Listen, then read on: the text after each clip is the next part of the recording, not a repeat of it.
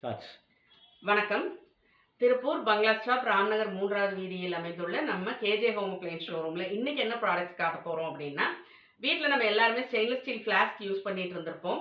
அதனோட மூடி உடைஞ்சு போயிருக்கலாம், இல்ல தொலைஞ்சு போயிருக்கலாம். அப்படி அந்த ஃப்ளாஸ்க்க வந்து நம்ம யூஸ் பண்ண முடியாத மாதிரி, அட இதுக்கு மூடி கிடைச்சா நல்லா இருக்குமே, நம்ம திருப்பி இதை யூஸ் பண்ணலாமே அப்படின்னு யோசனை பண்ணிட்டு நிறைய இடங்கள்ல மூடி தேடி இருப்போம்.